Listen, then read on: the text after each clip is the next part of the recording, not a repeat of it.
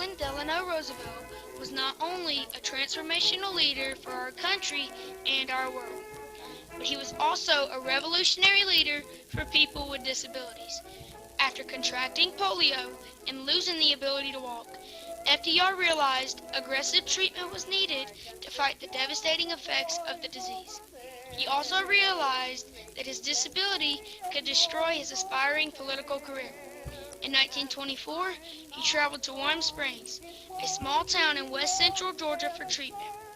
Roosevelt purchased a resort property there, and because of his leadership, the Warm Springs Foundation was created to treat patients with polio, and the National Foundation for Infantile Paralysis was formed.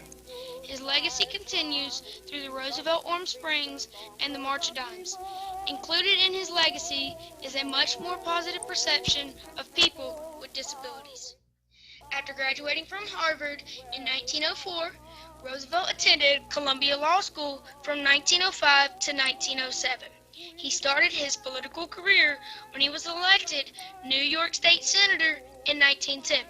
3 years later, Franklin Roosevelt was appointed Assistant Secretary of the Navy in 1913 and served through World War I. In 1921, Roosevelt contracted polio and his political career was put on hold.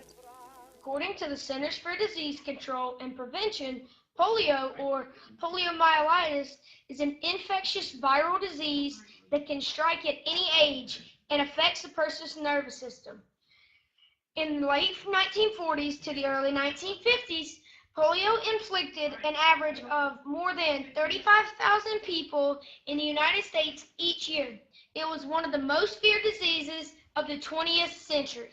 In 1924, Franklin Roosevelt traveled by train to Warm Springs, Georgia, a long way from his home in New York. He had not walked in 3 years and was hopeful that he could find a treatment for his condition there. He found the warm, mineralized water helped. He fell in love with Warm Springs so much that he spent 2/3 of his personal wealth to purchase the resort there. He said, "Newcomers do not quite understand until they have been here a week or two, but it gets them all, the old spirit of Warm Springs." According to Mr. David Burke, historical interpreter for the National Park Service at Warm Springs and author of Images of America, Warm Springs had a profound impact on Franklin D. Roosevelt.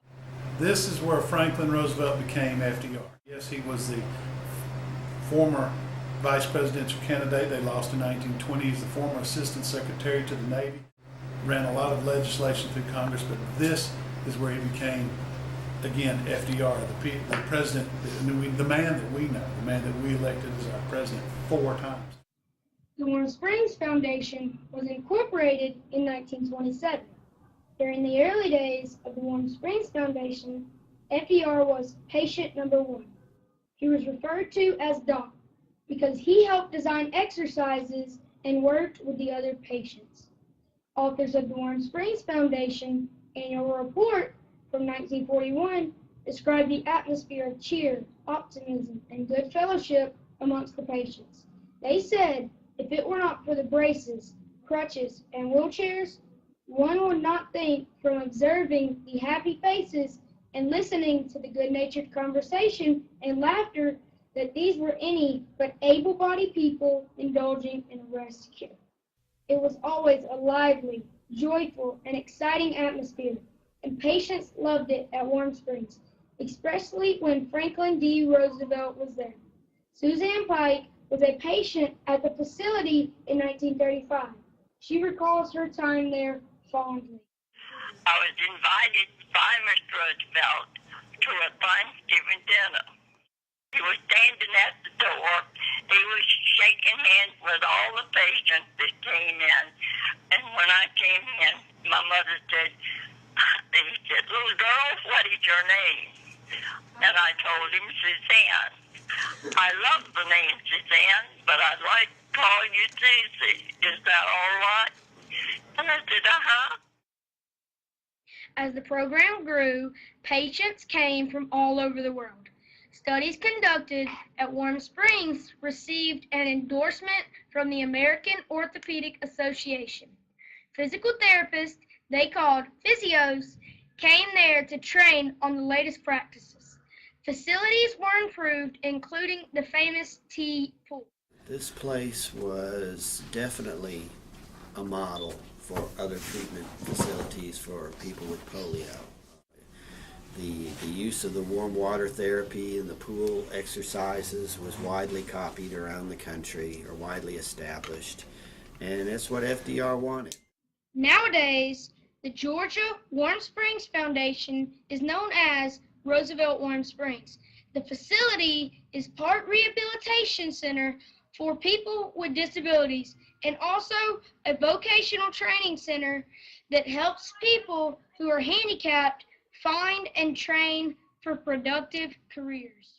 In 1938, the National Foundation for Infantile Paralysis was created to expand on the work done by the Georgia Warm Springs Foundation. Among the most famous efforts funded by the National Foundation for Infantile Paralysis is the development of polio vaccinations.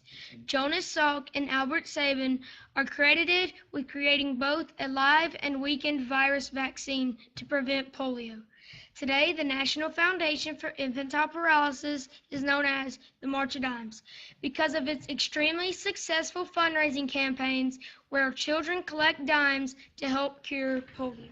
Roosevelt's on this dime to end polio and worldwide, and we have. But this is a tribute to the fact that we don't have polio.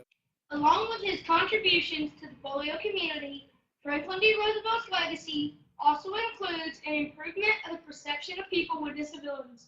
Historically, people with disabilities were kept in their homes or placed in asylums. Commonly, people who were physically handicapped were considered crippled. Roosevelt felt that rehabilitation should be accessible to people who are disabled regardless of their wealth or their disability. Many people do not know that Franklin D. Roosevelt was an amateur architect. His little white house is as accessible today as it was when it was built in the 1930s. Despite being unable to walk, Franklin D. Roosevelt was an optimistic and confident role model for both able-bodied and disabled people alike. He told us we had nothing to fear but fear ourselves. That's because he had seen firsthand what people with disabilities were going through. He overcame his. He was a man that couldn't walk, took a nation that was crippled, and led it through the Great Depression. That right there is an amazing feat. President Franklin D. Roosevelt's leadership has left a profound legacy for people with disabilities. Roosevelt Warm Springs is still treating patients today and has treated an estimated 45,000 people with many different kinds of disabilities.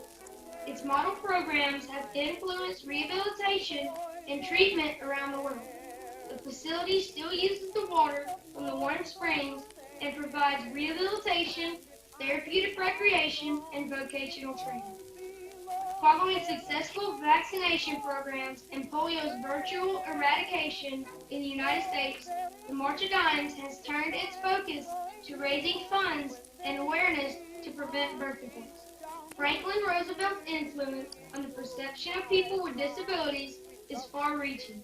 His legacy as an amazing, optimistic role model for the mobility impaired has had a huge but intangible effect on the perception of people with disabilities.